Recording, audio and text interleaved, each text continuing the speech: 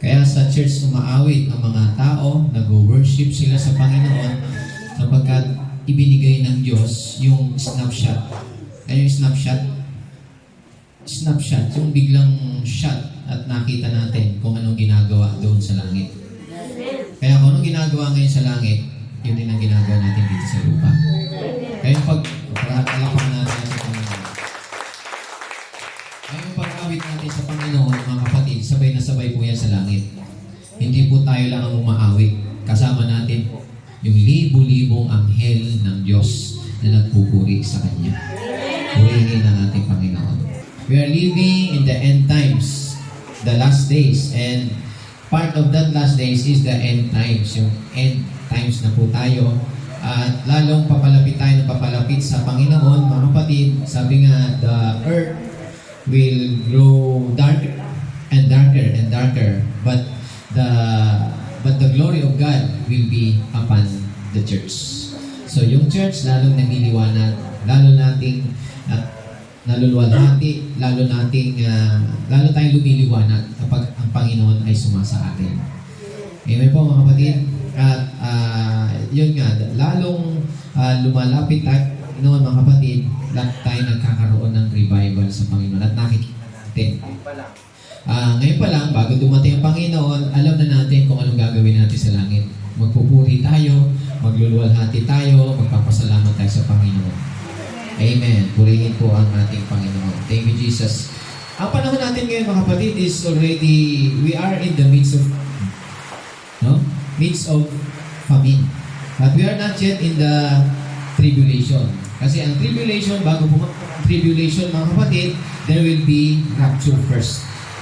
Maliwanag po. Kaya kung ano man yung nararanasan natin ngayon, these are famines. Yung sabi ng Panginoon na sa huling araw, makakaranas tayo ng wars, rumors of wars. There will be famines, pestilences. Yan, yung nakaraan, pestilences, mga kapatid.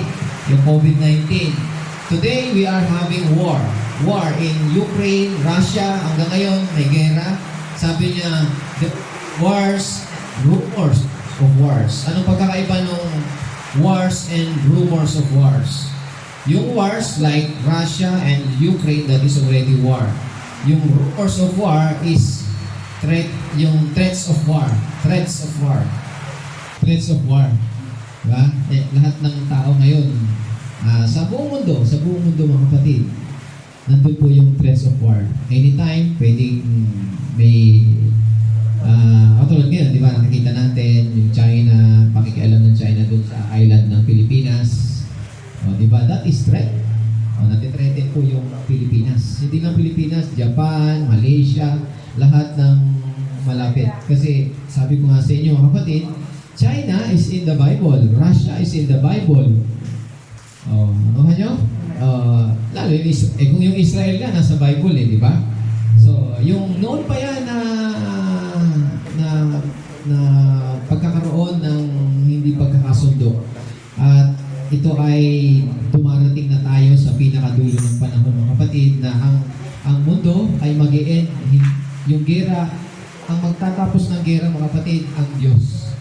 No? Tatapusin ng Diyos ang gera. Kaya isang araw, i-share, hindi pa ito yung mensahe sa atin. Yung isang araw, i-share yan sa atin. Bibigyan tayo ng pagkakataon ng Panginoon na may ibahagi yan sa atin mga kapatid. Na itong panahon natin ngayon, we are in the midst of famine right now, mga kapatid. Because you see, yung mga presyo ng bigas, presyo ng gas, tumataas. Yung presyo ng sahod, bumababa. Kasi tumataas yung yung bilihin, pero yung sahod kulang. Di ba? Amen? So, nakikita natin yung panahon natin ngayon, nagmamahal. Sabi nila mga kapatid, sa huling araw, ang Pilipinas ay export ng tubig. Sila naman mag-i-export sa atin, mag-i-import ng langis. Palit. Sa kanila, mura langis. Pagdating din sa atin, mahal ang langis. Sa kanila mura kasi sa kanila galing ang langis. Wala naman silang tubig. Nasa atin naman ang tubig. Isang araw yan mga kapatid, hindi natin alam.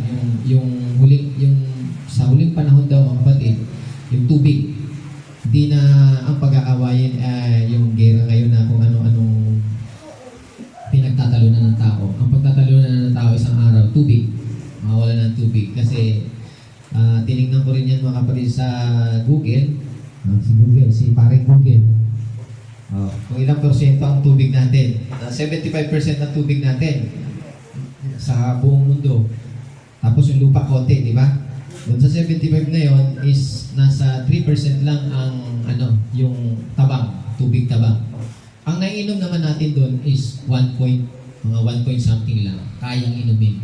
Sipin niyo yung 1 point something percent na tubig iniinom ng yan. Kasi ibang bansa, mahal ang tubig. Dito, tinatapon lang natin yung tubig. Yan. Isang araw yan mga kapatid. Tingnan nyo rin kung totoo yung sinasabi ko mga kapatid. Kunti lang ang porsyento na pwede nating inumin. Kaya isang araw, pag-iisipan nila kung paano yung tubig alat magiging tubig tabang. At yun ang alam ko nangyayari mga kapatid sa Singapore. Yung tubig ginagawang tubig alat, yung galing sa dagat, ginagawang tubig tabang. Di ba? High-tech eh. Pero hindi masarap yung tubig alat. Mas masarap yung bukal. Yung bukal, di ba? Galing dyan sa, ayan. Okay, so di yan ang mensahe natin. Ituloy natin yung ating, ano yung magandang mensahe sa atin ng Panginoon nakarang linggo na na-memorize natin? A merry heart does good like medicine. Like medicine. Yung masayang puso ay gumagawa ng mabuti sa ating katawan katulad ng medicine. Sa pag sinabing medicine, mga kapatid, it is health in all your flesh. Health in your body, everything, you are healthy in everything in your life. Kaya, pag sinabing merry heart, mga kapatid, masaya po tayo. Kaya kahit panahon ng tag-ulan, nakangiti po tayo. Amen? Ngiti kayo dyan, mga kapatid. At ang sabi ng Panginoon, sa part natin, sa Bible, sabi niya, rejoice in the Lord. At kahit ulit-ulitin ko to, sabi ni Paul, hindi ito kaabalahan sa amin. Ito'y para sa inyo. Hindi ito kabalahan na sabihin ko sa inyo, rejoice in the Lord. Rejoice. Again, I say, rejoice. At ang sabi ng Panginoon, bakit daw nagkakaroon tayo ng broken spirit? By sorrow of the heart, ang sabi niyan, by sorrow of the heart, the spirit is broken. At kapag ang spirit natin is broken, a broken spirit, ano sabi? Dries the bone. Dries up the bone. Kaya kailangan lagi tayong ngumiti. Sabi nga ng Panginoon I give you peace. And my peace I give you, sabi niya, is my peace. And sabi niya, let not your heart trouble. Let not your heart trouble. Ingatan niyo ang inyong puso na huwag kayong mamroblema, huwag kayong mag-alala, huwag kayong matakot. Amen po? Amen? Let not your heart trouble. Because if your heart is troubled, there's no peace. Walang peace sa inyo. So, let not your heart trouble. Alam niyo mga kapatid, that is the commandment na hindi kayang gawin ng Diyos para sa inyo. Kayo lang ang makakagawa yan. Kaya sabi niya, let not your heart trouble. Hindi pwedeng gawin ng Diyos na huwag alisin yung trouble sa inyo. Ikaw magsasabi sa sarili mo, I let not my heart trouble. Kung nagtotrouble ka ngayon, you are in trouble today, sabihin mo dyan sa puso mo, let not my heart trouble. I let not my heart trouble. Amen? And a merry heart does good like medicine. The blessing of happiness ay na kay Asher. Sabi niya, the bread of Asher shall be rich. The bread of Asher shall be rich, and he shall yield royal dainties. Yung bread of Asher, mga kapatid, ay nakita natin yung example niya nung panahon ni Jesus Christ nang lumapit yung babae, di ba? Para i-recap ko lang sa atin, mga kapatid, nung lumapit yung babae, ang hinihingi niya ay kagalingan ng kanyang anak. Pero ang sabi ng Panginoon, sabi niya, it is not good to take the children's bread, to throw it to the little dogs. So sabi naman ng babae, sumagot po yung babae, sabi niya, yes Lord, but even crumbs that fall from the master's table, the little dog can eat. At doon, natuwa po ang ating Panginoon.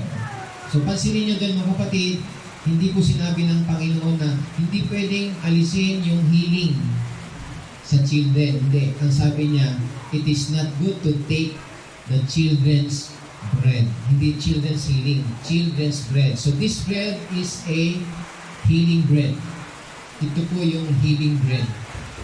At pansinin niyo mga kapatid na itong healing bread na ito ay ibinigay doon sa babae na Canaanite. At hindi po siya Hudyo, siya po ay isang Gentile. And we are all Gentiles. We are non-Jews. Amen po? But when we believe in the Lord Jesus Christ, there will be no more Gentile nor Greek.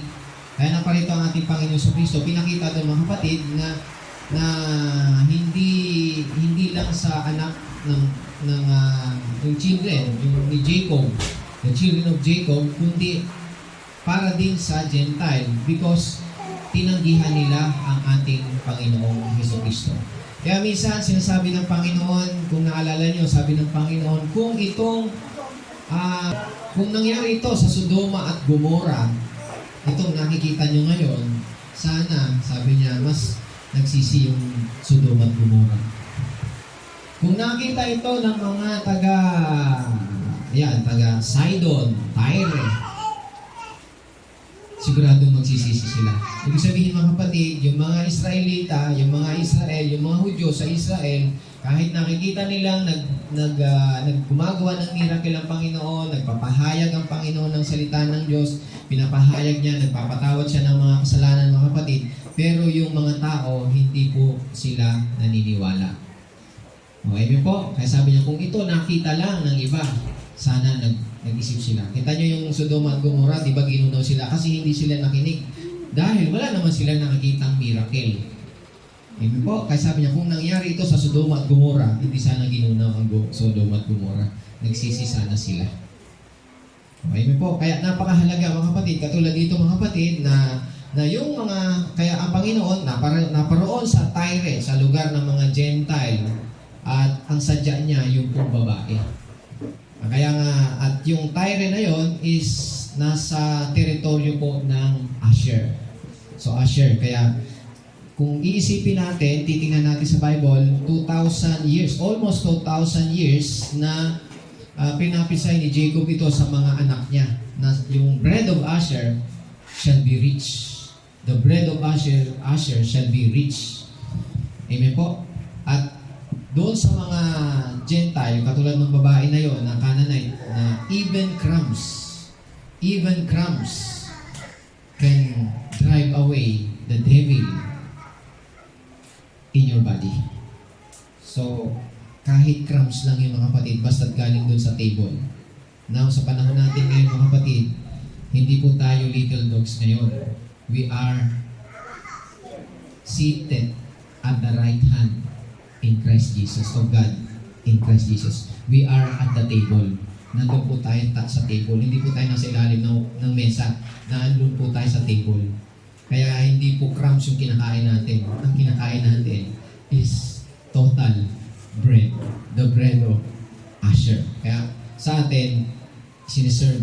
Okay? Bring out the bread. Serve. Bring out the wine.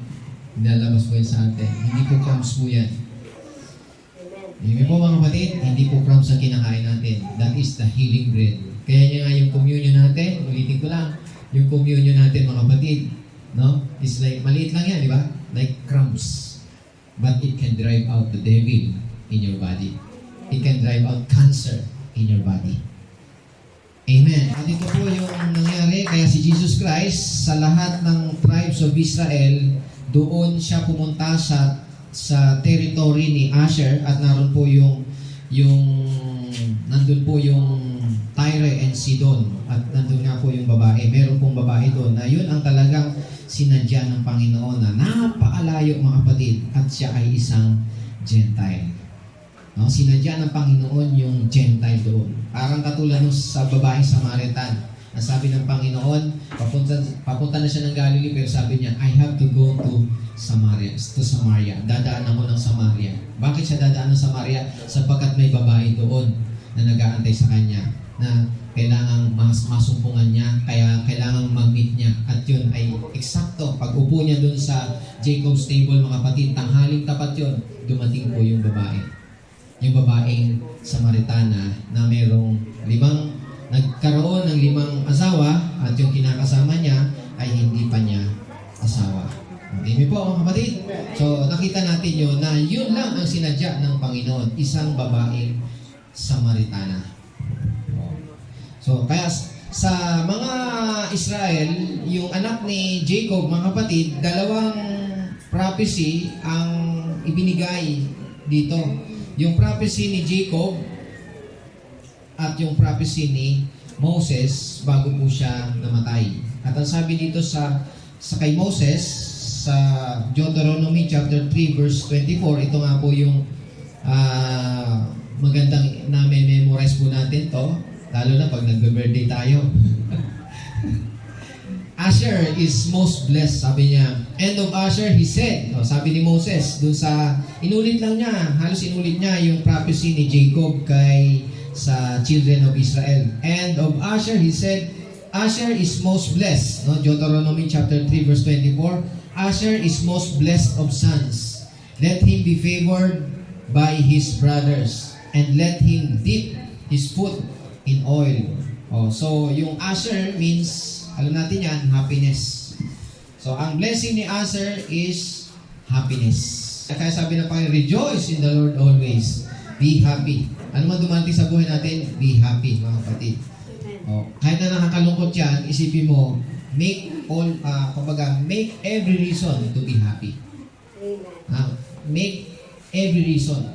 Gawin mo lahat ng paraan mo para maging masaya ka sa buhay mo, at huwag ka ma-occupy ng grief, ng lungkot, hindi ka maapektuhan ng kung ano-ano mang nangyayari dyan sa kapaligiran mo.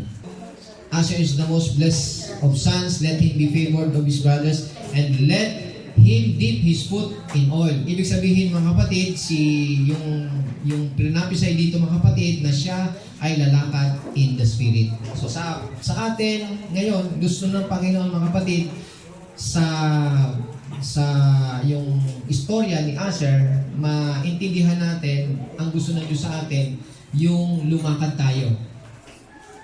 Lumakad tayo sa Espiritu ng ating Panginoon. You walk with the Lord.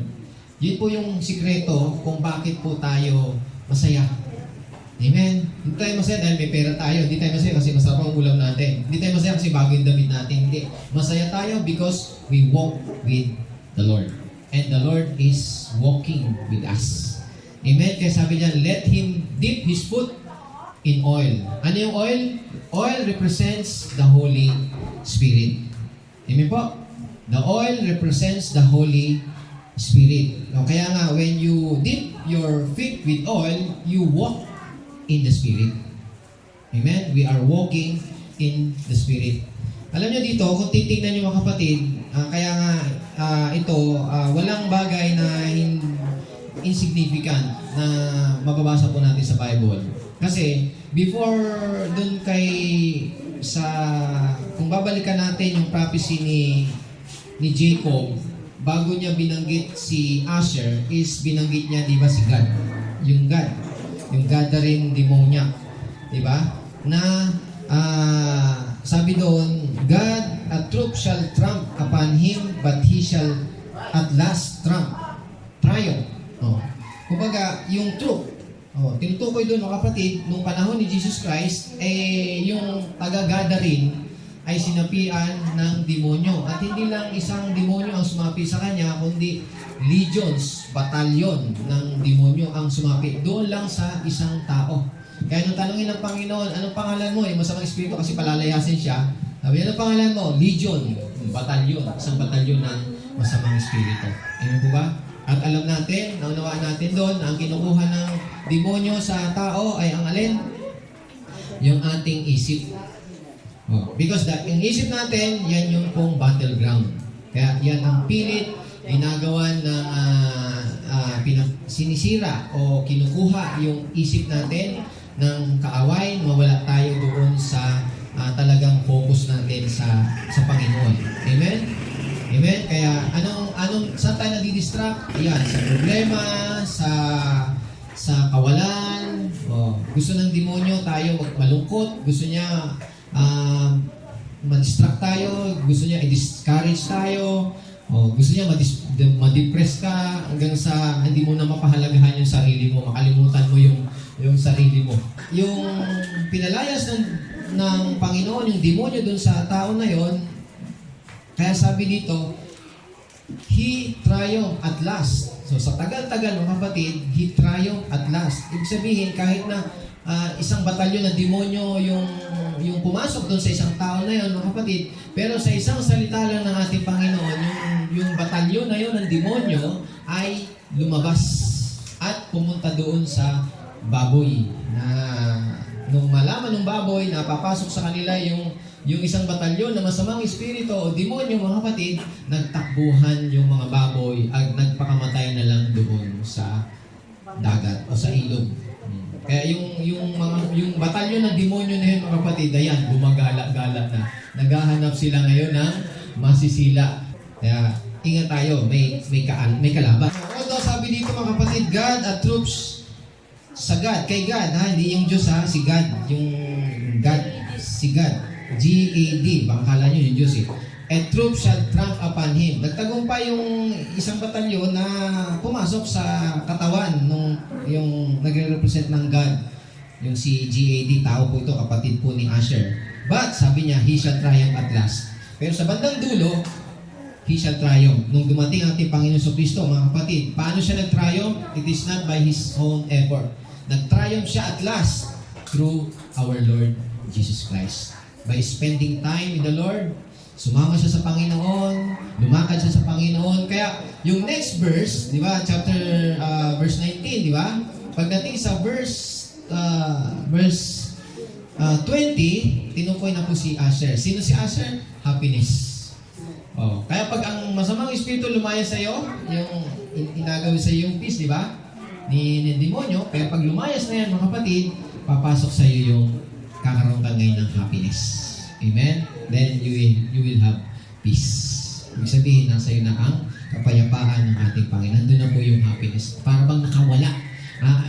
Nakalaya ka. Hindi lang parang, talagang nakalaya ka na. Iba yung ikaw ay nasusukol, nandun ka sa merong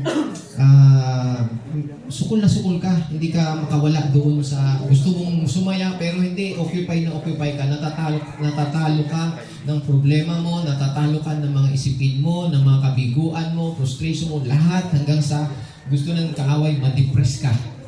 Amen? Mawalan ka ng pag-asa. Amen po. Pero once na umalis na yung mga kapatid, nandun po yung kapahingahan, nandun po yung kapayapaan ng Diyos, at nandun po yung happiness. Kaya sumunod doon, the bread of Asher. This is Asher, happiness. The bread of happiness. Sabi ko nga mga kapatid, sa Panginoon, it is the healing bread. Healing bread. Hindi lang hinihil yung sakit mo, na, ano sakit mo? Sakit ng ulo. Hindi. Hinihil yung depression, hinihil yung anxiety, na hinihil yung frustration mo, yung feeling of pain, di ba? Yung po ba? Nandun po yung healing. Gumagaling ka, kaya nagkakaroon ka ng happiness. Feeling alone, yan. Hinihil po yan. Kaya hindi lang healing na sakit lang, kundi lahat sa buong pagkatao mo, yung espiritu mo, yung kaluluwa mo. Alam natin, ang kaluluwa, mga kapatid, it refers to our feelings, our emotions, our minds, our will. That is our soul. Amen? We have soul, and we are spirit, and we live in this body. This body is just a house. Alam po ba, na parang bahay lang yan. Pagdating ng Panginoon, itong bahay na to, ang tawag ng iiwan natin. Bakit? Sapagkat tayo ay bibigyan ng bagong katawang hindi na nabubulok, hindi tumatanda, hindi nagkakasakit. You will be forever healthy, forever young, and forever strong. and you will appear and disappear. Wala po ba mga kapatid? Yan po ay pagbabalik ng ating Panginoon. Purihin ang Diyos. Everybody say amen? Amen. Kaya dito sa Deuteronomy, binabasa po natin, sabi niya, si Asher, Asher is yung happiness, no? Yung kung sino yung may blessing of happiness is most blessed son. Blessed son. Siya yung pinagpala ng Diyos. At sabi diyan, let him dip his foot in oil. So, ibig sabihin mga kapatid, yung sinasabi dito mga kapatid na kaya tayo nagiging happy, ito, sinabi dito, bakit tayo nagiging happy? Because we walk with the Lord. We walk with Jesus. We are walking, we flow with the Lord Jesus Christ. Amen po? We flow, we walk with the Lord. At kapag tayo po ay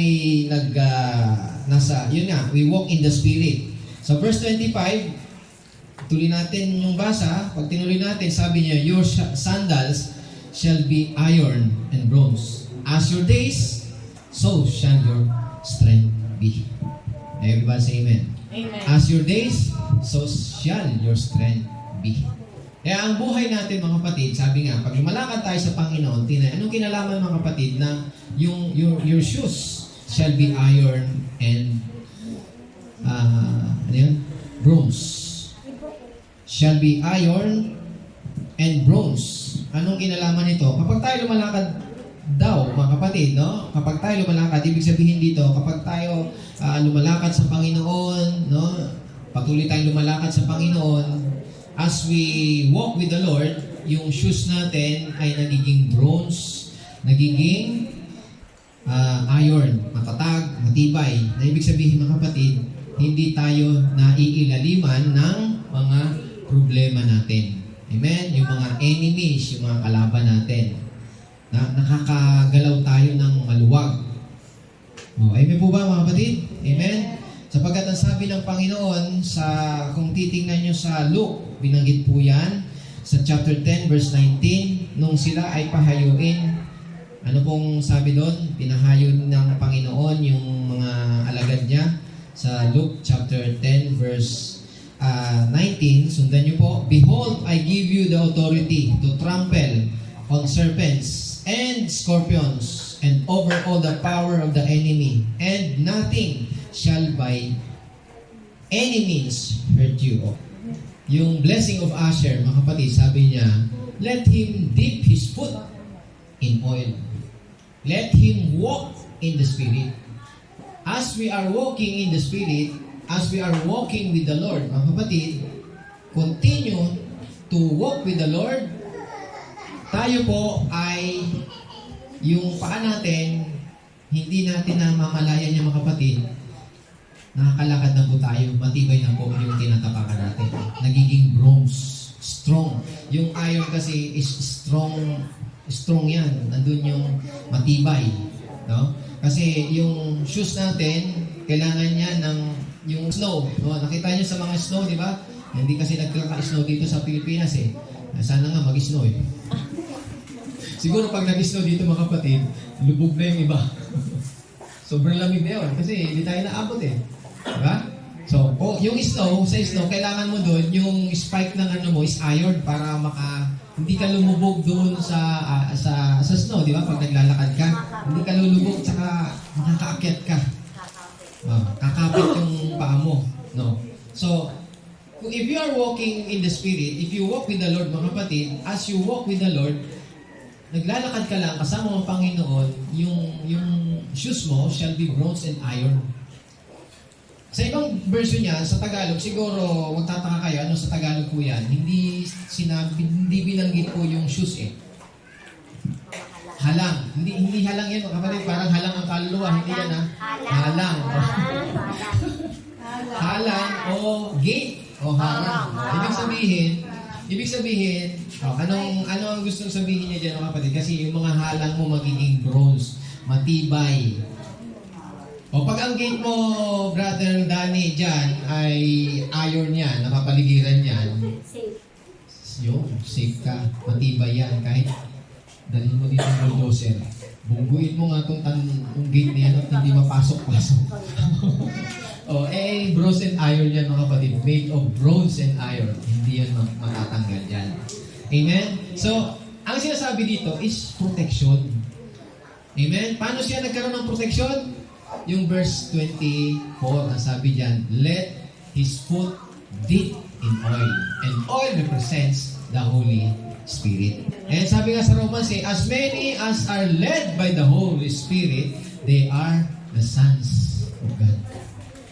Chapter 8, verse 17 ba yan? O 14? Pakibasa po ninyo. As many as are led by the Spirit, they are the sons of God. Ang lahat ng pinapatnubayan ng Espiritu ng Diyos ay mga anak ng Diyos. Verse 15, sapagkat hindi Espiritu ng pagkaalipin ang inyong tinanggap upang kayo'y mamuhay sa takot. Kasi pag takot tayo, ibig sabihin, occupied tayo ng nawawalan tayo ng proteksyon pag tayo natatakot. Di ba? Natatakot ka, baka magkasakit ka, natatakot ka, baka mawalan ka, magutom ka, o mamatay ka. Yan, ganon. Natatakot ka na matalo ka, mabigo ka, yung mga ganon, di ba?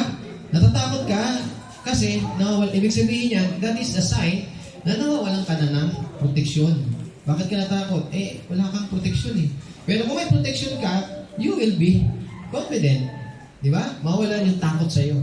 Ang nasa iyo, yung tiwala mo. Hindi tapang mga kapatid kundi yung tiwala mo sa Diyos. Because the fear of the Lord is your strength. Sapagkat hindi espiritu ng pagkaalipin ang inyong tinanggap upang kayo'y mamuhay sa takot. Sa halip, ang inyong tinanggap ay ang espiritu ng pagkukupkup upang kayo'y gawing mga anak ng Diyos, kaya kayo'y tumatawag sa Kanya ng Ama ko. Everybody say amen. Kaya tayo, pag may problema tayo mga kapatid, alam natin na problema yan eh. So, anong gagawin natin?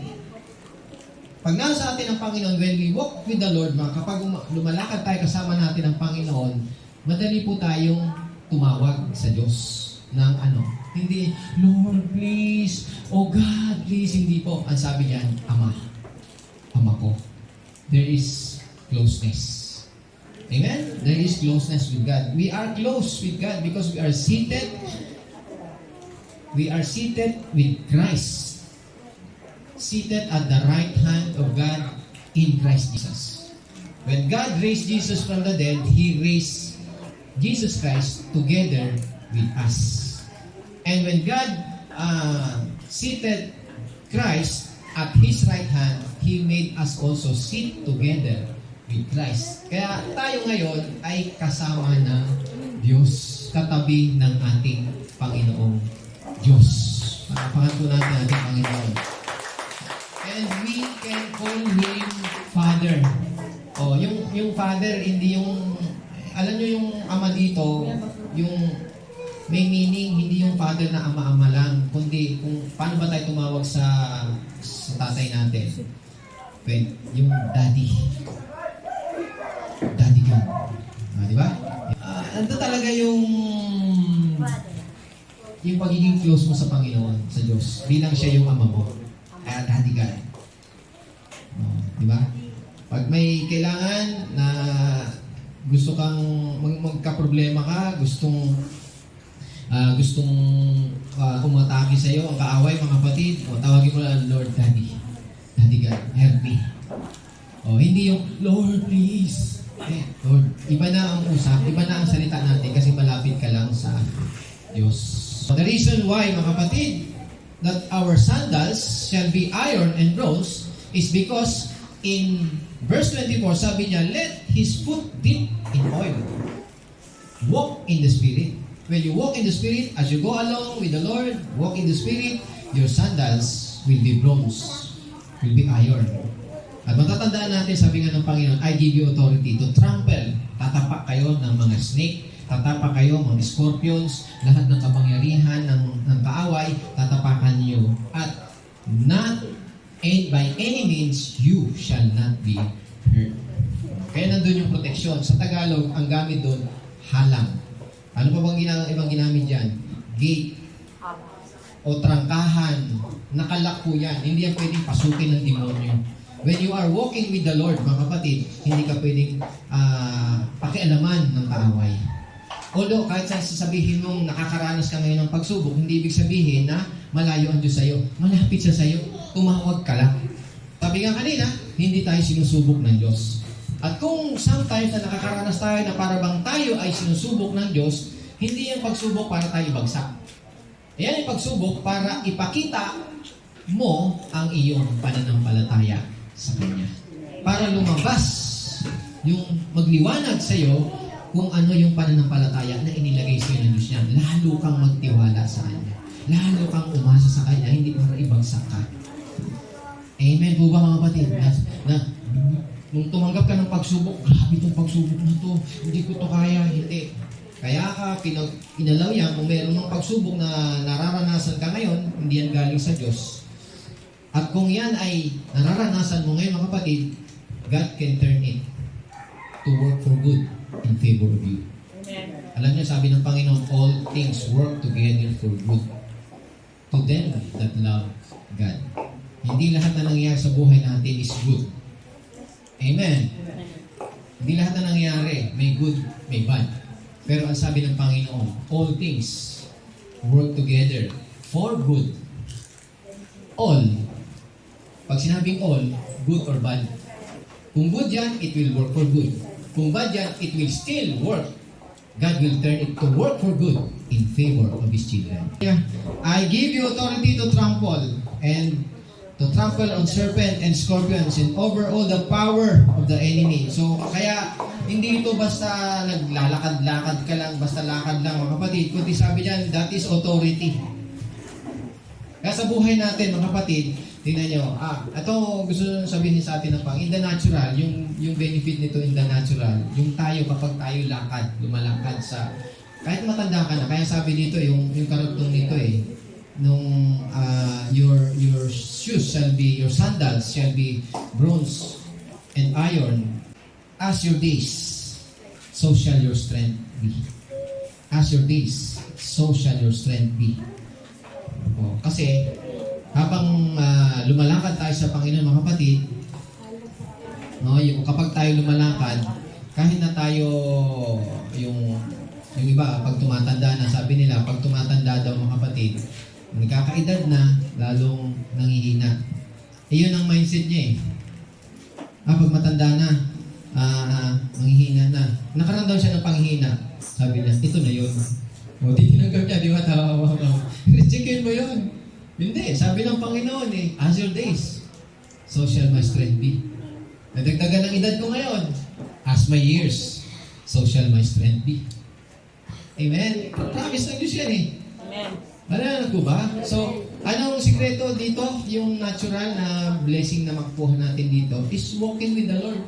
Spiritual. Yung natural blessing na matutunan natin dito, sa totoo lang mga kapatid, yung mga mahabang buhay ay laging naglalakad. Tanungin niyo yung mga tatanda mga kapatid na malalakas pa ngayon. Sabi niya, walk in the light. Di ba? Yung iba kasi mga kapatid, pag matanda na, hindi na. Tapos nakuha pa ng tungkod yan mga kapatid. Gusto humiga na lang ng humiga. Hindi, lumakad ka. Why? Walk. Keep on walking. Keep on moving. Tama ba? Walk. Galaw. Move. Keep on moving. Keep on walking. Amen po ba mga kapatid? Because habang ikaw ay naglalakad, lalo na ikaw ay nasa Panginoon, mga kapatid, sabi diyan, yung kasunod niyan, mga kapatid, your foot, let His foot dip in oil. Yung lakad mo, alam mo, kalakasan mo yon, alam mo may pangako ang Diyos doon, kaya ka naglalakad. Tingnan yung ating Panginoon, yung 39 miles. Gano'ng kalayo yung Capernaum, yung Galilee, hanggang sa Tyre. Wala naman sasakyan doon Nilakad ng Panginoon yun. Naman po. Kaya, good walker ang ating Panginoong Kristo. Pati mga alagad, good walker po sila. Maliwanag po mga kapatid. Baka bukas sa inyo, may maglakad na hanggang Palengke Aga-aga mga kapatid. Kasama ko ta. Mamalengke ako. Ano kasa? Kaspato pa lang Lalakarin ko yung palike. Pwede mo nakakalamig pa eh. Oh. Amen ba mga kapatid? Because habang naglalakad ka, nagiging hindi mo alam, lumalakas ka, tumatatag ka, tumitibay ka. O kaya keep on walking, keep on moving, keep on coming. Keep on coming. Yung attending church. Keep on coming to church. Na muna umaattend ka sa Panginoon. Sabi nga nila mga kapatid, may nagsabing dalawa na nariringgan ko nito mga kapatid. Ayon sa statistics, yung mga Kristiyano na linggo-linggo nagsisimba, mahaba ang buhay. Hindi, talagang mahaba ang buhay nila. Oh. Statistically, kaysa dun sa mga hindi nagsisimba, maiksi lang ang buhay niyan. Pero yung lagi-lagi kang you keep on coming to church, keep on coming to church, lagi sila nandun sa Panginoon, kasama ng Panginoon, mas mahaba ang buhay nila. Bakit? Hindi sila nagkakasakit. Nandiyan po ba tayo mga kapatid? Oh, they eat the bread, the healing bread ng Panginoon. Lagi sila nakakain ng healing bread. Yung salita ng Diyos, ano ba ang salita ng Diyos? Di ba sabi niya buhay yan? Ang salita ng Diyos ay buhay. Amen. Oh, kaya akala natin dito, pag nakikinig tayo, parang wala lang. Hindi, buhay yan. Pumapasok sa espiritu mo, kinakain niya. Sabi niya, hindi lamang sa tinapay, nabubuhay ang tao. O ano yung tinapay niya? Yung literal na tinapay, pagkain. Lahat ng mga material na bagay, tinutukoy po nun. Lahat ng material na bagay. Hindi lamang dyan nabubuhay ang tao, kundi sa mga salita na namumutawid sa bibig ng Diyos. Kaya nga kapag tayo nag-umaattend ng ganito, linggo, kahit na maulan mga kapatid, tingnan nyo, sino nagbibigay ng magandang pagkakataon sa atin para sumamba sa Panginoon? Di ba? Ang Panginoon. Amen. Ay kung tayo nagpadala ngayon sa ulan, sabi niya, lakas ng ulan. Church close. Postpone. Tama po. Tapos mamaya, nung natulog ka na, biglang tumigil ang ulan. Sabi niya, araw pala. Di inutok ka lang ng demonyo. Tama ba? So, tiwala sa Panginoon kasi bakit? Ang Diyos ang nakakaalam ng future. Amen. Ang Diyos ang nakakita ng future. Kaya magtiwala ka doon sa nakakaalam. Sabi, hindi natin alam eh. Wala tayong alam. Pero ang Diyos natin alam ang lahat. Kaya kung nagtitiwala ka sa Diyos, alam mo kung ano ang plano, ano ang kalooban ng Diyos ngayon. Kaya tayong lahat ay magkasama-sama, magpuri, sumamba, at mulumulhatid sa ating pong Panginoon. Amen? Kaya it is a snapshot, mga kapatid, na pinapakita sa atin ng Panginoon. Yung larawan sa langit kapag tayo maawit. Lahat ng anghel sa langit. Yun ang gagawin natin. Pag umaharap lagi tayo sa Panginoon, lagi tayong sumasamba. Lagi tayong umaawit. At yung pag-awit natin, mga kapatid, hindi po parang lalo ka nang hina, lalo ka nang lumalakas eh. Diba? Nagkakaroon ng revival. Nabubuhay yung espiritu mo, nagigising. Kung may sakit ka dyan, mga kapatid, lahat dyan, nabibigyan niya ng buhay. Nabibigyan niya ng lakas. Yung mga may hinang kasukasuan mo dyan, mga kapatid, dinadaluyan po yan ng buhay ng espiritu ng Diyos. Amen. Kapagkat ang espiritu ng Diyos ay buhay na dumadaloy po sa atin. Sa 1 King chapter 17, verse 8-9, sabi dito, Then the word of the Lord came to him, saying, Arise, go to Zarephath, which belongs to Sidon, and dwell there. See, I have commanded a widow there to provide for you. So, sino po ito mga kapatid? Ito po si Elijah. Saan siya pinapunta? Sa Sidon, Zarephath. So, saan po yung Sidon, Zarephath? Sa lugar po ng Asher. Sa teritoryo ni Asher. Pumunta ka doon sapagkat ang sabi ng Panginoon, mayroon akong widow doon, mayroon akong balo doon na inutusan ko para sa'yo. Ito po ay panahon, mga kapatid, ng tagutom. Amen? At itong panahon na yun, tingnan nyo, magtataka tayo, si Elijah ay pinapunta doon sa Sidon. At nandun po yung widow na magpo-provide sa kanya ng kailangan niya. Amen? Ibig sabihin, tagutom, so punta ka doon sa Sidon, sa Saripat, may nutusan ako doon na magpapakain sa'yo o magpuprovide sa'yo. Nung panahon na yun, mga kapatid, alam niyo po ba kung sino ang ruler doon? Sino ang namumuno doon? Huwag niyo nang tingnan dyan, mga kapatid. Dito na lang kayo tumangin. Sasabihin ko naman sa inyo eh. Ang ruler dyan ay si Jezebel. O, di ba? Yung masamang si Jezebel na nagbanta kay Elijah na bukas, patay ka na. Doon siya pinapunta ng Panginoon kay Jezebel. Yan ang hometown ni Jezebel, yang Saripat, Sidon o Sidon. Nandyan po si Jezebel. O, maliwanag po ba, mga kapatid? So, pinapunta siya doon. Panahon ng tagutom. Verse 10. So he arose and went to Saripat. And when he came to the gate of the city, indeed a widow was there gathering sticks. And he called to her and said, Please bring me a little water in a cup, that I may drink. 11. And as she was going to get it, he called to her and said, Please bring me a morsel of bread in your hand. So, verse 12, so she said, sumagot po yung babae, yung widow, kasi humingi si Elijah ng pagkain. Tingnan niyo, mga kapatid, yung Sidon, Asher, the bread of Asher shall be, what? Shall be rich. Amen. Panahon ng tagutom, pinapunta si Elijah, yung propeta, doon sa lugar ni Asher, na kung saan ang namumuno doon ay si Jezebel. At yun ay hometown ni Jezebel. Gentile po si Jezebel, pero nakapag-asawa po ng Israel, ng Hudyo. Para alam natin, bakit doon pa siya dinala ng Panginoon? Panahon ng kahirapan, pero dinala siya doon. Bakit? Because the bread of Asher shall be rich. Kaya dito, nanghihingi ng tinapay si Elijah. Okay? 12. So, sumagot po yung babae. Sabi niya, As the Lord your God lives, I do not have bread. Only a handful of flour in a bin. Yung flour, dun galing yung tinapay.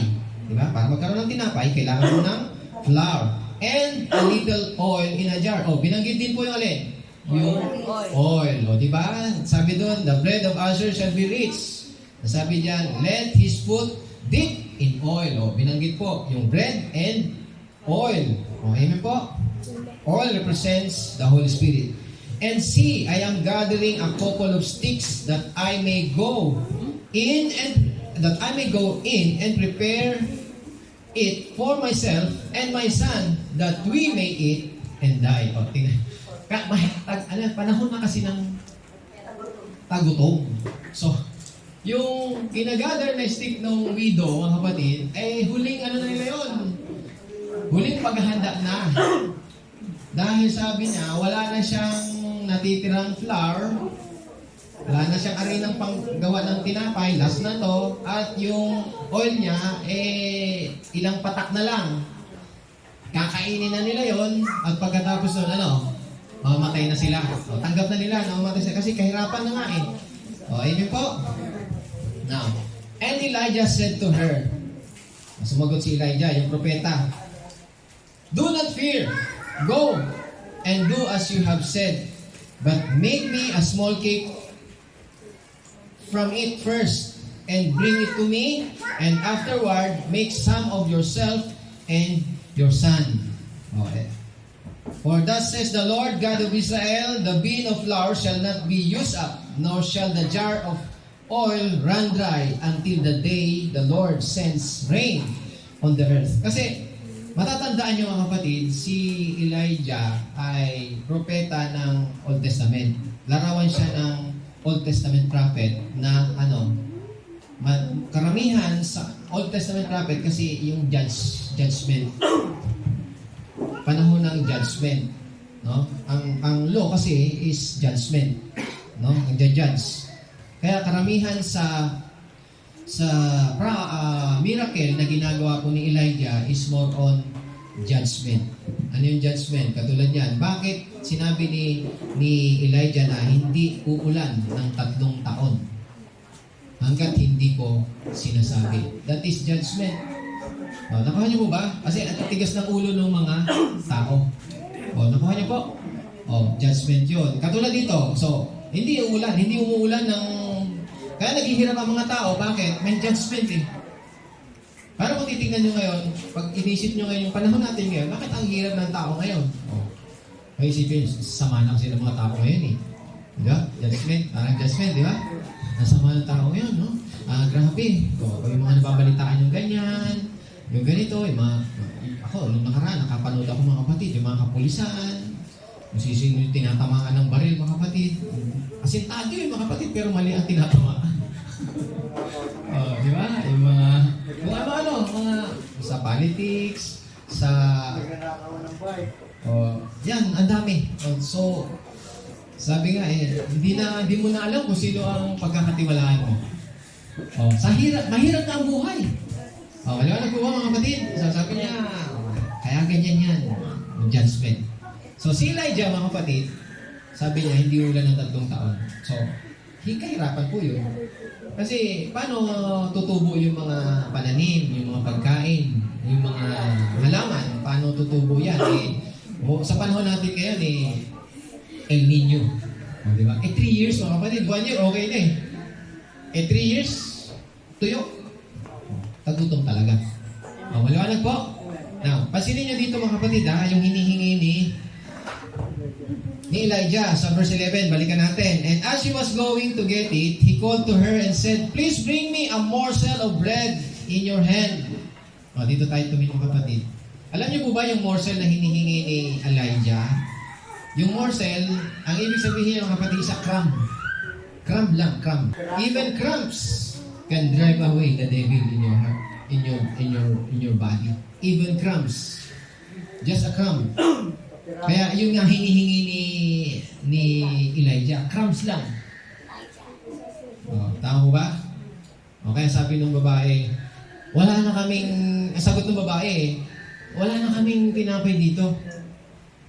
Ito, huling luto na namin to. Mamamatay na kami. Nakuha niyo po ba, mga kapatid? Dito tayo tumingin, mga kapatid, ha?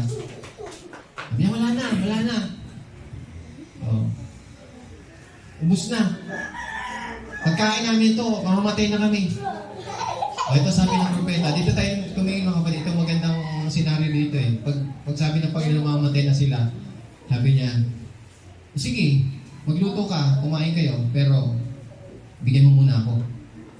Okay niya? Bigyan muna ako, pakainin muna ako bago ka kumain. Nandiyan mo ba tayo, mga kapatid? So, tingnan niyo dito, mga kapatid, ha? Man of God to. Mamamatay na yung kaharap niya, pero sabi niya, pakainin mo muna ako. Okay niyo po ba? Huling kain ko na to. Hindi. Bigyan mo muna ako. Para mabuhay ka. Dito tayo, mga kapatid. Tingnan niyo yung wisdom ng Diyos. Iba sa inisip ng tao. Di ba? Pag tayo, sa tao, di ba? Mamamatay na yun, hihingi ka pa. Baka niyo mo, mga kapatid? Mamatay na nga. Dapat, sige, okay na. Makinig tayo, mga kapatid. May kinalaman to sa atin. Hindi natin pwedeng i-outgive ang Diyos. Pag tayo nagbigay sa Panginoon, hindi natin mahihigitan kung ano man ang kayang ibigay sa atin ng Panginoon. Hindi natin alam. Nakuha niyo po ba?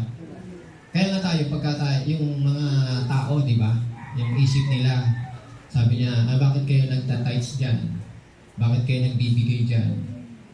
Nakuha niyo po? Pinagtatawanan nila, minamak nila, iniinsulto nila yung mga yun. Pero tandaan niyo, mga kapatid, ang way ng Diyos, yung generous becomes bounty. Yung marunong nagbigay, yung nagbibigay, ito yung way ng Panginoon, kaya nga ito na-apply sa Kanya.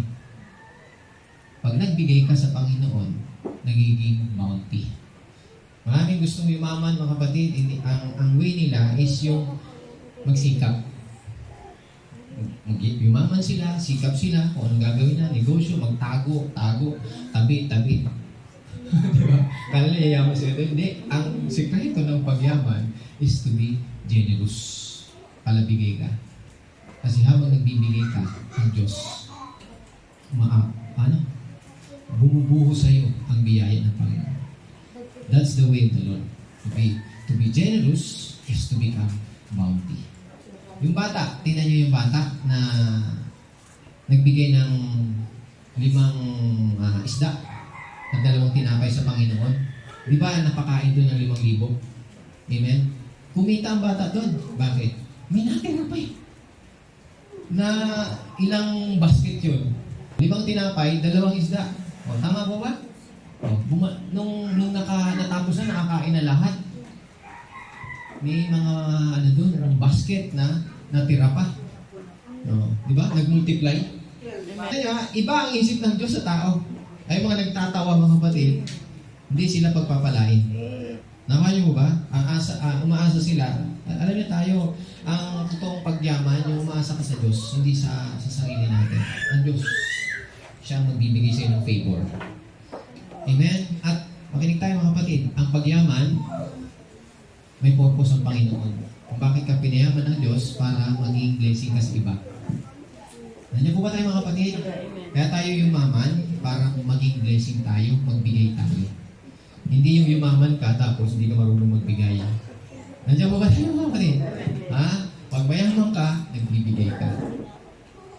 Hindi yung mayaman ka, tigil ka na sa pagbibigay. Lalo kang magbigay dahil mayaman ka. And Elijah said to her, "Do not fear, go and do as you have said, but make me a cake from it first." Oh, bigyan mo muna ako and bring it to me. And afterward, para sama mo pagkatapos ko, sabi niya, pakainin mo yung anak mo. Sapagkat bakit? Ito ang sabi ng Diyos of Israel, "The bin of flour shall not be used up, nor shall the jar of oil run dry until the day the Lord sends rain on the earth." Tingnan niyo mga kapatid, last na to Pero nung magbigay siya doon sa propeta, mga kapatid, sabi niya, ito sabi ng Panginoon, "The bin of flour shall not use up, and the jar of oil will not dry up." Maliwanag po mga kapatid? Amen? So ano nangyari? Sa verse 15, "So she went away and did according to the word of Elijah. And she and he and her household ate for 1 day? No. 2 days? No. Di ba? Last na nga yun di ba? Pero kumain po sila for many days. Every day they eat bread. Every day they drink oil. Every day, another day ulit. Eat and drink and drink and eat until the rain comes. Ano sabi dito mga kapatid? "The bin of flour was not used up, nor did the jar of oil run dry, according to the word of the Lord, which he spoke by Elijah." The prophet. Amen? Kaya it's a matter of yung naniniwala tayo doon sa salita ng Diyos. Nakita natin doon, minsan sinabi ng Panginoon to mga kapatid kaya ito binanggit ito. Kasi nangyari yung totoo na, ang sabi ng Panginoon the bread of Asher shall be rich. Panahon ng ano to mga kapatid ano to? Panahon ng tagutom, kahirapan. Saan nangyari? Doon sa teritoryo ni Asher. Sa panahon natin ngayon mga kapatid, sa panahon ng kahirapan, nasaan po tayo? Nasaan ang happiness? Nasaan ang blessing of happiness? Hindi ba nasa ating Panginoon Jesucristo? Amen? Nasaan ba tayo nagtitipon-tipon? Kahit kahirapan yan, kahit anong sitwasyon yan mga kapatid, because the bread, the healing bread, is now our Lord Jesus Christ. Kaya tayo lumalakas. Bisa hindi mo kaya magtrabaho. Kaya alam niyo mga kapatid, di natin kaya magtrabaho, pero dahil doon sa healing bread na binigay sa atin ng Panginoon, lumalakas po tayo. Sometimes, punta tayo sa doktor, sabi ng doktor, wala yan. Ano lang yan? Lilipas din yan. Di ba? Wala yan. Sign of aging. Hindi yan. Pero totoo na mga kapatid, pinagaling ka na ng Panginoon bago pa lumala yung sakit mo. Hindi mo lang yun alam. Because the bread of Asher is rich. Kung ganito, dito tayo mga kapatid, di mo alam, pinagagaling ka ng Panginoon. Amen. Kaya pagdating mo sa doktor, "Dok, nararamdaman ko masakit dito." Wala naman nakikita Tama ba? Dok, bakit sumasakit yung tiyan ko? Para akong may kabang. niya, ilabas mo lang yan. Iutot mo yan. Ang ganun ba, Dok? Oo. Kasi pinagaling ka na ni Lord. Amen. Amen. Amen. Because the bread of answer is rich, nourishing. It's not empty. Maniwala mo ba mga kapatid? Amen. Sabi dito mga kapatid, yung widow, parang church eh. Parang church. Di ba babae? Church. Represents the church. Nakinig siya kay Elijah. Pakainin mo muna ako, saka mo pakainin yung anak mo. Then sabi ng Panginoon, hindi magdadry. Hindi mag-use up yung arena mo. Hindi mauubos yung oil mo. Hindi yan titigil. Hindi yan madadry up. Hindi yan hanggang sa dumating ang ulan na ipinangako ng Diyos. Kaya ito nababanggit, no? Saan nangyari? Sa Asher. So, even the time of Jesus Christ, dito tayo tuloy mga kapatid, even in the time of Jesus Christ, 2,000 years yun, di ba? Mula Jacob hanggang kay Jesus Christ, halos 2,000 years. Halos 2,000 years din. So, mula kay Jacob hanggang sa panahon ng mga hari to si Elijah. Mga hari, panahon ng hari to, nangyari pa rin sa Asher, tagutom. Pero, ang nagligtas sa kanila sa pagkain, because nandun yung blessing ng Panginoon. The bread of Asher. Amen po? Now, sa panahon ngayon ni Jesus Christ, ang sabi ng Panginoon, maraming widow, binanggit ko, special mention sabi niya, maraming widow noon, nung panahon ni Elijah, pero hindi siya sinugo doon sa Israel, kundi doon sa Sarepta. Chapter 4, verse 25. Basahin po natin.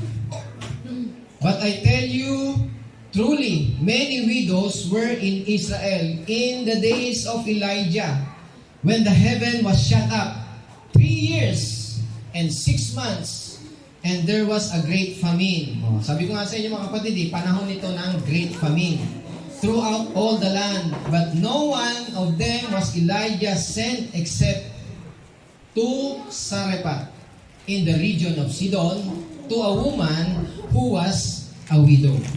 Amen po? So, tingnan nyo mga kapatid pwedeng isubuhin si Elijah doon sa Israel. Marami daw widow doon pwedeng tulungan ni Elijah. Pero sino tinulungan? Yung taga Sarepta, taga Sidon, who is a Gentile. Doon sa bayan ni Jezebel. Ruler si Jezebel. Si Jezebel, hindi po maka-Diyos yun. Kontra sa Diyos yun, pero sila pinili yung widow doon. Sa kanila pinadala si Elijah. Amen po. Nasabi ng Panginoon kay Elijah, meron akong pumunta ka doon kasi tagutom na. Baka hindi mo na kaya. Punta ka na doon sa Sarepta. Meron akong babaeng utusan doon. Dito tayo mga kapatid. Siguro, akala ni Elijah, yung tagutom to mga kapatid So, ibig sabihin, kung kayo in the natural, may inutusan ako doon na magpo-provide ng pagkain mo. Ang in-expect ni Elijah, pagdating doon, maaaring mayaman. May kaya. Diba? Kasi siya nga magpo-provide Nakuha niyo po? Pero pagdating niya doon, nakita niya yung babaeng mahirap. Nangungulikta na. Mga kain mo na ito. Tapos sabi niya, hey, pwede bang makiinom? Sige po. Mahirap Pingi pa lang tinapay. Pingi pa lang tinapay. Sabi, sumagot na yung babae. Nabubuhay yung Diyos mo. Ito na huling pagkain namin, mamamatay na kami. Nakuha niyo ba mga kapatid? Amen po ba? Pero sabi nga ni Elijah, sige, gawin mo yan, pero bigyan mo muna ako. Amen po mga kapatid. Akala mo mayaman, pero bakit yung mahirap pa? Ang pinili ng Diyos. Wala-wala. Amen. Amen. Dito tayo ito yung kapatid. Pag tayo binigyan ng chance ng Panginoon para tumulong, bigyan tayo ng chance. Iyan ay is honor yan sa'yo. Ibang honor yan sa'yo, karangalan yan para sa'yo. Pag binigyan ka ng ng pagkakataon ng Panginoon na tumulong ka? O ikaw yung in-appoint na, o ikaw to tapos nasabihin mo, bakit ako? Bakit ako? Ako na naman. Palagi na lang ako. Si ano naman? Si ano naman? Di ba ba? Nakuha nyo? Pero hindi niya alam, kaya siya in-appoint na tumulong kay Elijah kasi nakita ng Diyos na sa kanya, the bread of Asher shall be rich.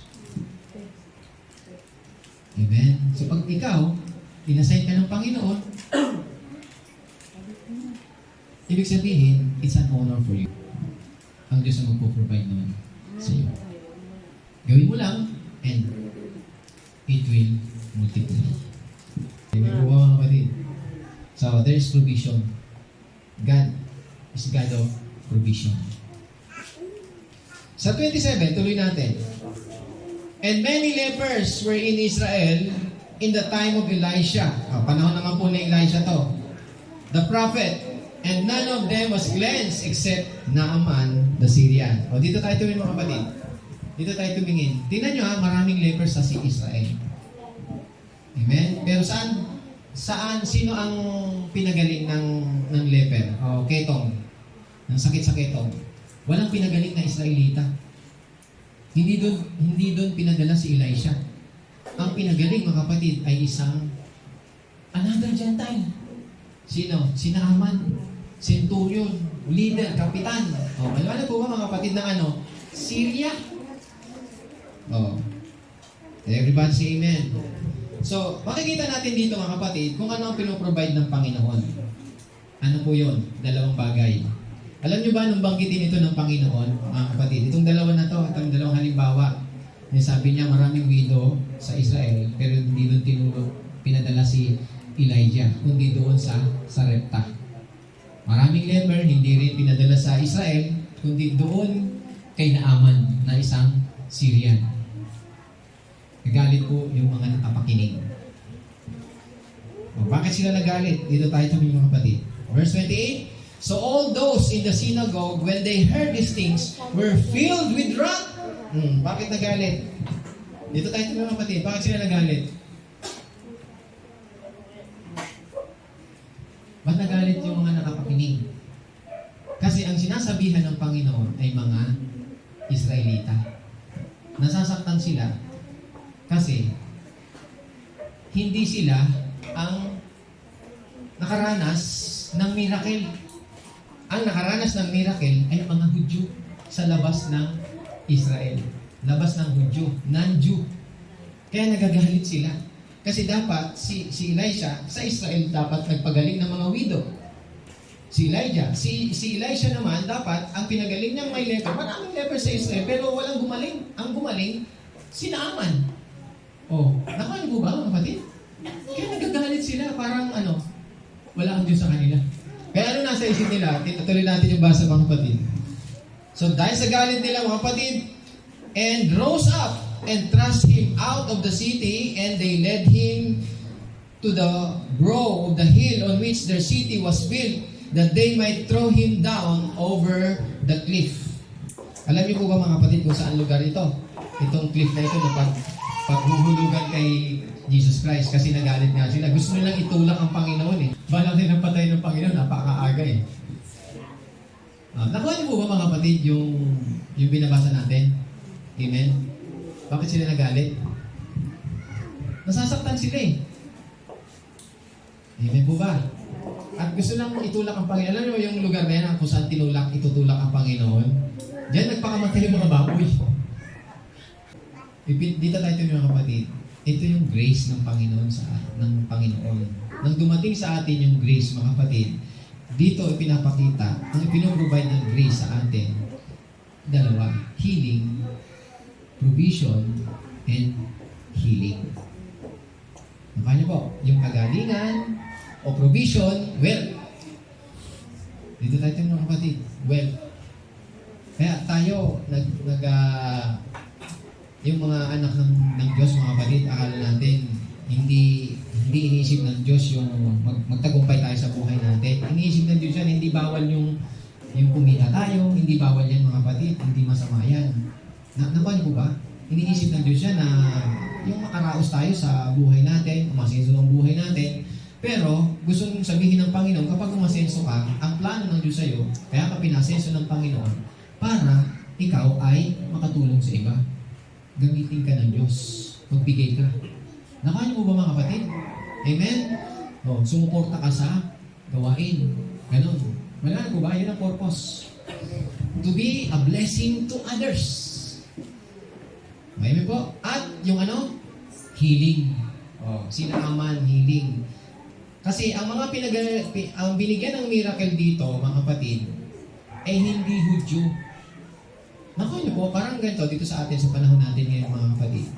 Yung nakikinig ngayon, parang example ko lang, mga kapatid, example ko lang. Sabi ko nga, mga kapatid, dito sa atin, yung sinasabi ko na habang nakikinig kayo, gumagaling kayo. Gumagaling tayo, di ba? Gumagaling tayo. Hindi nyo alam kahit sa labas eh. Kung naririnig nila to, naniwala sila. Gumagaling sila. Hindi lang natin alam. Amen. Pero pinagaling sila. Tapos dito, tatang may gumaling ba dito? Wala po.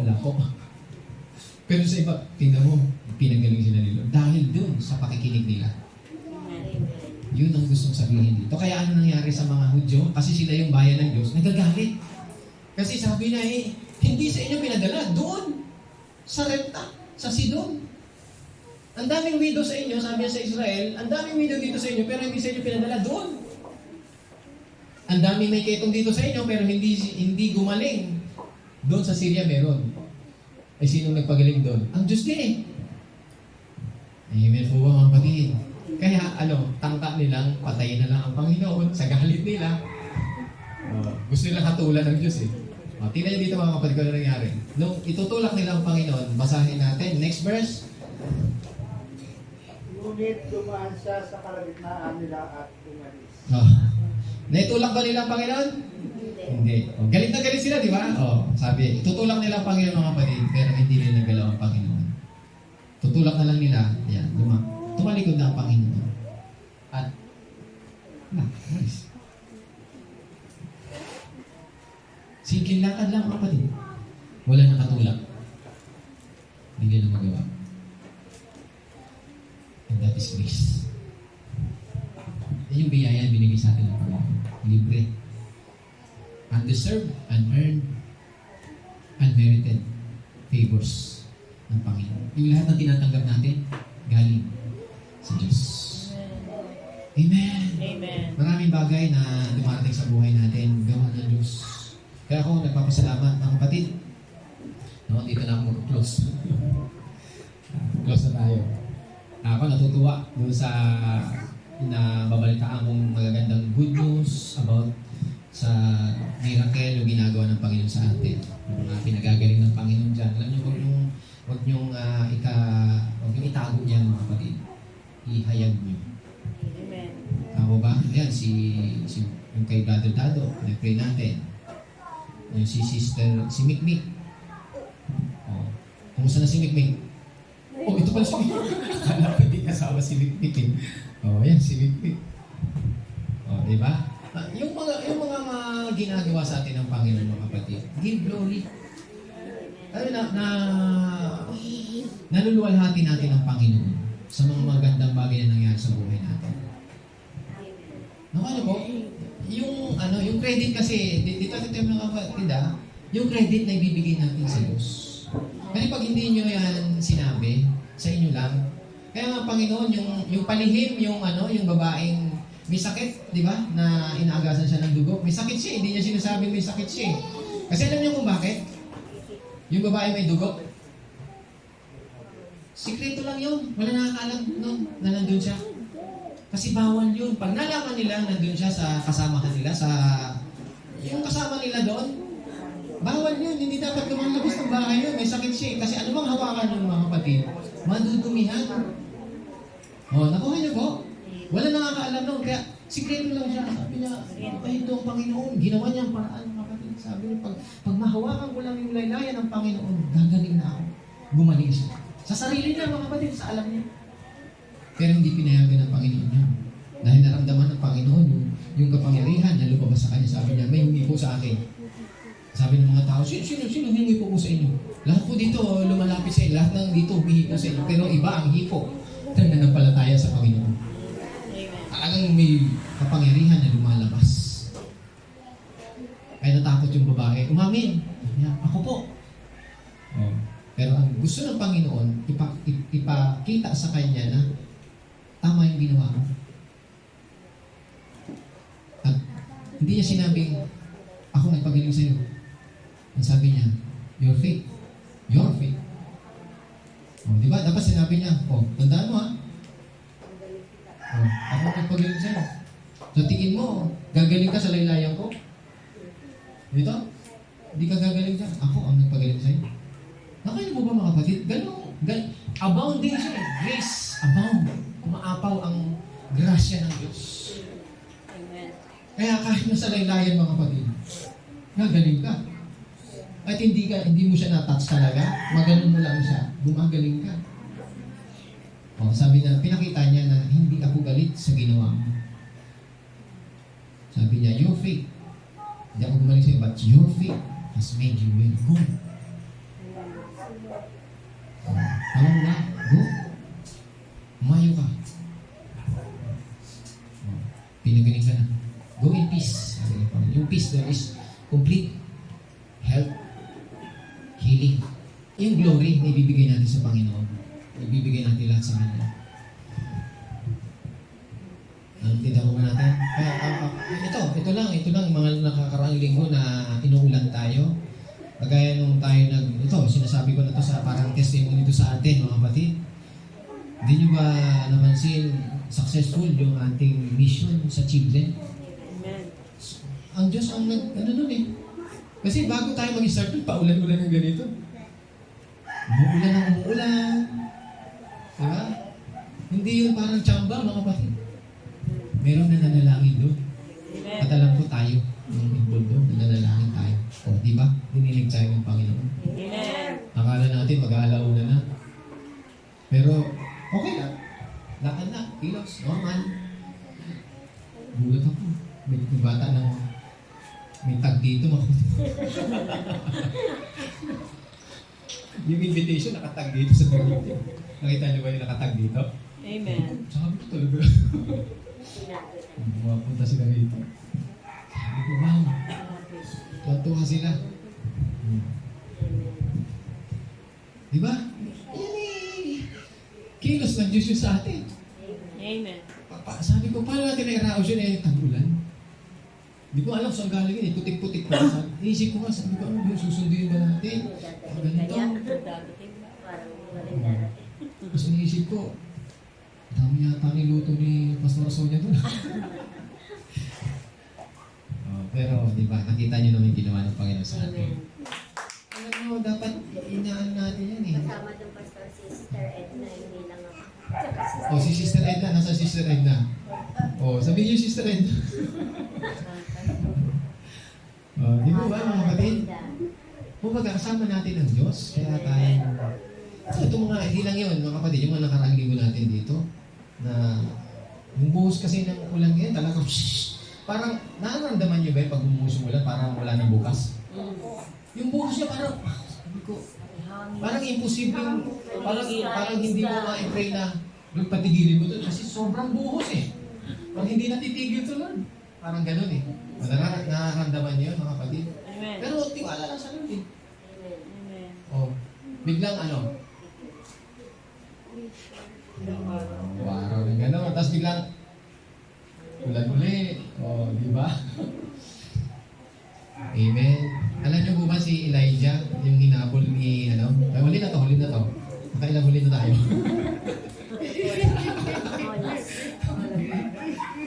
Di ba si Elijah, hinabol ni Jezebel?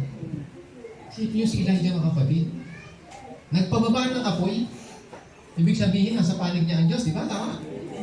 Pero sa isang salita ni Jezebel, takbo siya. Natakot. Sabi niya, bukas. Sabihin mo, hindi na siya makikita ang buhay. Takbo si Elijah. Ano gusto ko sabihin dito, mga kapatid? Tinanong siya ng Diyos doon sa kuweba na tinataguan niya. Bakit ka nandito? Malasakit po ako sa inyong templo, Lord. Bakit kami nandito? Lord, ako na lang po. Ako na lang po mag-isa. Nag-iisa lang po ako. Wala na pong iba na nagmamalasakit na sa inyo. Ako lang po, ako na lang, nag-iisa. Ano sabi ng Panginoon sa kanya? Elijah, meron pang 7,000 tao hindi sumasamba kay Baal na inireserva ako para sa akin. Hindi ka nag-iisa. Para sinabi ng Panginoon, oy, nabubulag ka. Elijah, hindi ka nag-iisa. May 7,000 dito na hindi nagsamba kay Baal. Ibig sabihin, tama ang pananampalataya nito. Nakuha niyo po ba mga kapatid? Akala mo ikaw na lang? Pero hindi. Ang Diyos nagpuprovide. Kala mo wala ng pag-asa, pero hindi. Ang Diyos may binibigay sa'yo. Amen. Amen. Kaya, ano ang sabi? Oras ng kahirapan, nasaan sila? Na kay Asher. Di ba? The bread of Asher shall be rich. So ano? Be happy. Rejoice in the Lord. Amen. Rejoice in the Lord always. Amen. Amen. Learn to smile, learn to laugh with your husband, with your wife, kaya sa anak mo, magpagbiruan ka. Tama ba mga kapatid? Kahit corny, o kahit hindi mabenta, bilhin mo. O, amen? Amen. At isa lang, last, mga kapatid. Last, pang-ilan last na ito? Ito, maiksi na to talaga, mga kapatid. Ang isang palatandaan ng isang yung holiness, true holiness, yung true walking with the Lord, ay merong blessing of Asher. Ano yung blessing ni Asher? Happiness. Amen. Pag kayo namimit nyo ibang mga Kristiyano sa labas, doon makikilala yung totoong Kristiyano. Pag sila laging masigla, masaya, totoo yan. Pero pag, ay, Kristiyano ka ba? Oo, Kristiyano din ako. Shhh. Ang sabihin na, hindi totoo Kristiyano yun. Nakaya nyo? Kristiyano ka? Oh, kumusta? Ikaw, Kristiyano ka rin ba? Oo, nakaya nyo ba? Amen. Amen! Amen. Kaya pag kayo natanong, alam niyo agad yung, oh, ako.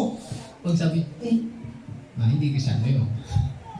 Amen? So, ang palatandaan ng isang totoong Kristiyano, kung may mamimit kayo ibang mga Kristiyano dyan, mga kapatid, sa iba, kahit sa kayong lugar, nalaman niyo, mayroong spirit, the blessing of passion, of happiness. There is always joy in their heart. Lagi Amen. masaya sila. Proud sila that they are Christian, that they are believer, that they are walking with the Lord. Amen. Kaya po lahat ito ngayon.